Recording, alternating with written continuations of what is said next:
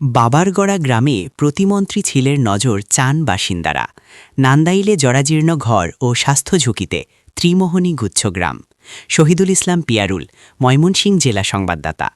ময়মনসিংহের নান্দাইল উপজেলার মুসল্লি ও সিংরইল ইউনিয়নের সীমান্ত এলাকায় অবস্থিত ত্রিমোহনী গুচ্ছগ্রাম।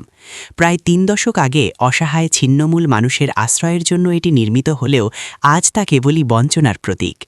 দীর্ঘ ৩০ বছরেও উন্নয়নের ছোঁয়া না লাগায় জরাজীর্ণ ঘর, শিক্ষা ও স্বাস্থ্য ঝুঁকিতে মানবেতর জীবন কাটাচ্ছেন এখানকার বাসিন্দারা।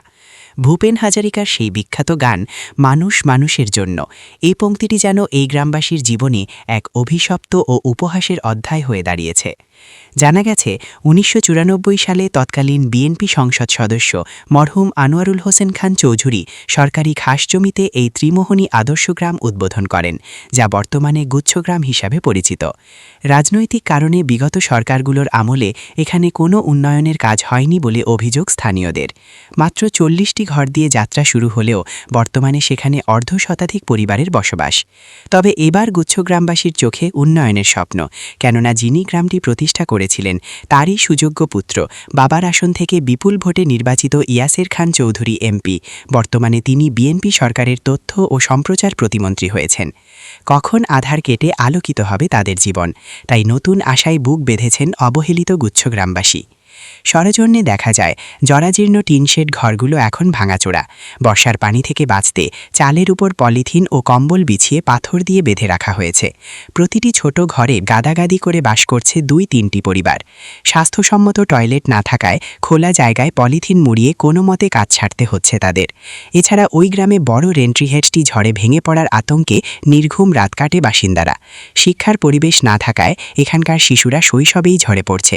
পূর্বে একটি মক্তব ছিল, যা বর্তমানে তা ভেঙে যাওয়ায় বিলীন হয়ে পড়েছে শিক্ষা ব্যবস্থা।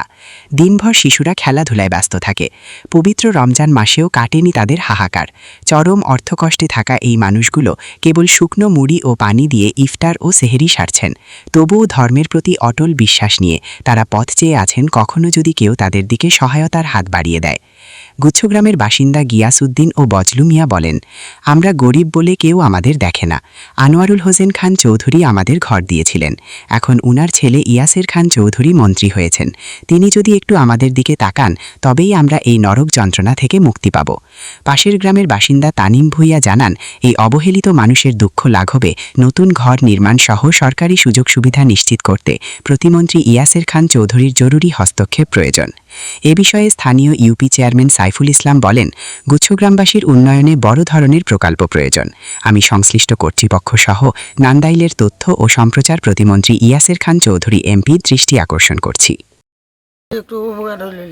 আমার ঘরের উপরে একটা গাছ আছে, এই গাছের ঝুঁকিপূর্ণ। এই গাছে বর্ষাকাল আইলে, বৈশাখ মাস আসলে ঘর সারিয়ে দূরাই গেকার হইতাম লাগে বয়ে। ঘর দরের অবস্থা ভালো না, বাইরে ছুটে গেছে গা। এটির মধ্যেই আমরা দিন যাপন করতেছি খুব কষ্টে। একটা কোনো স্কুল নাই, একটা কোনো মক্তব নাই, একটা মাদ্রাসা নাই। এটা মন্ত্রী মহোদয় লক্ষ্য করিয়া আমরা এর একটু সাহায্য করে। শাহজাহান চৌধুরী উনি আমরা এখানে উদ্বোধন করিয়া দেখেছি। তারপরে আর কেউ খবর নেন। আমরা এভাবেই আছি, গদ্দর ভাঙিয়ে পড়তেছে। আমরা রেনা করিয়া তখন লাগবো তো রেনা করিয়া, যেমন একটু গদ্দর কারা করছি করলে ওই বাংটাছে, আবার বাংটাছে। এটি ঠিক করার মতো মানুষ নাই।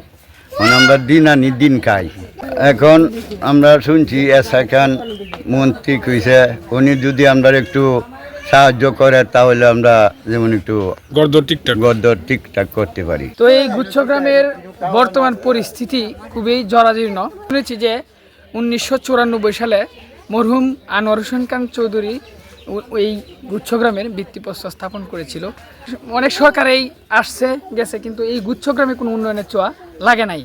যেহেতু এই আনোয়ার হোসেন খান চৌধুরীর ছেলে আমাদের প্রতিমন্ত্রী ইয়াসের খান চৌধুরী, তাই ওনারা সবাই মানে করজোরে আবেদন করছে, যেহেতু ওনার বাবা এখানে ভিত্তিপ্রস্তর স্থাপন করে গেছিল এই জরাজীর্ণ পরিবেশ থেকে, একমাত্র উনিই এখানের উন্নয়ন ঘটাইতে পারে। এই জন্য আমি মন্ত্রী মহোদয়ের কাছে বিনীতভাবে আহ্বান করছি যেন এই গুচ্ছগ্রামে এই যে সমস্যাগুলো আছে, বড় বড় সমস্যা যেগুলো, শিক্ষাকেন্দ্র নেই, বাথরুম নেই, স্বাস্থ্যকর মানে অস্বাস্থ্যকর পরিবেশ, ঘরদোর ভাঙা, এগুলো যাতে মন্ত্রী মহোদয় যাতে এখানে উন্নয়ন করে।